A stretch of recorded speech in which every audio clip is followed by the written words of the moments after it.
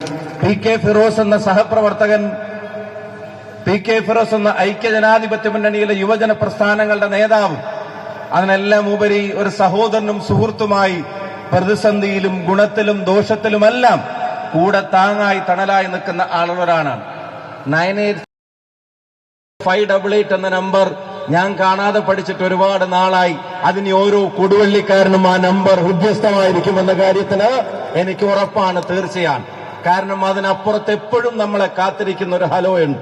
അതിനപ്പുറം എപ്പുറത്തും നമ്മൾ എന്തിനും വിളിച്ചു പറയുമ്പോ അതെന്തെന്ന് കേൾക്കാൻ, ആവുന്ന തരത്തിൽ അഭിപ്രായങ്ങൾ പങ്കുവെക്കാൻ, നിർദ്ദേശങ്ങൾ പറയാൻ, അല്ലെങ്കിൽ തിരുത്താൻ, പറയാൻ, ഒപ്പം അഭിനന്ദിക്കാൻ, ചിലപ്പോഴൊക്കെ വിമർശിക്കാൻ, കളിയാക്കാൻ, ചിരിക്കാൻ, എല്ലാത്തിനും കൂടെ നടക്കുന്ന ഒരു സുഹൃത്തിനെയാണ് ഇനി കൊടുവള്ളിക്ക് കിട്ടാൻ പോകുന്നത് എന്നുള്ള കാര്യത്തിന് ഒരു സംശയവും വേണ്ട. തീർച്ചയായിട്ടും ഈ നാടിന്റെ അഭിമാനമായി ഒരു ജനപ്രതിനിധി മാറുമെന്ന കാര്യത്തിന് ഒരുപാട് ഉദാഹരണങ്ങൾ അദ്ദേഹത്തിന്റെ പൊതുജീവിതത്തിൽ നിന്ന് തന്നെ എടുത്തു പറയാനുണ്ട്.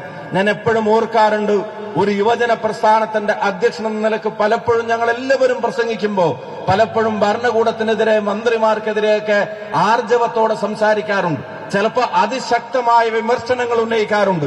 ചിലപ്പോൾ പറയാറുണ്ട്, ആ കസേരയിൽ നിങ്ങളെ അധികകാലം തുടരാൻ ഞങ്ങൾ അനുവദിക്കില്ല എന്ന്. ആ വിഷയത്തിന്റെ ഗ്രാവിറ്റി, ഇന്റൻസിറ്റി വെച്ച് നമ്മൾ സംസാരിക്കാറുണ്ട്. പക്ഷെ അങ്ങനെ പറഞ്ഞതിനെ പ്രാവർത്തികമാക്കിയ ഒരു യുവജന നേതാവിനെ, ഒരു യുവജന രാഷ്ട്രീയ പ്രവർത്തകനെ, ഒരു യുവജന സംഘടനാ പ്രസിഡന്റിനെ, ജനറൽ സെക്രട്ടറിയെ നിങ്ങൾക്ക് ചൂണ്ടിക്കാണിക്കാൻ പറഞ്ഞാൽ കെ ടി ജലീലിനെ രാജിവെപ്പിക്കാൻ പോരാടിയ പി കെ ഫിറോസ് എന്ന പൊതുപ്രവർത്തകൻ, ആ പൊതുപ്രവർത്തകൻ നിങ്ങൾക്ക് നൽകുന്ന ഒരു സന്ദേശമുണ്ട്. ഞാൻ ആലോചിക്കുകയായിരുന്നു, പി കെ ഫിറോസ് MLA ആയാൽ എന്തായിരിക്കും അദ്ദേഹം നന്നായി ചെയ്യുക എന്നുള്ളത്. ആദ്യം എനിക്ക് തോന്നി ഇയാൾ മനോഹരമായി അസംബ്ലിയിൽ പ്രസംഗിക്കുമെന്ന് പറയാൻ.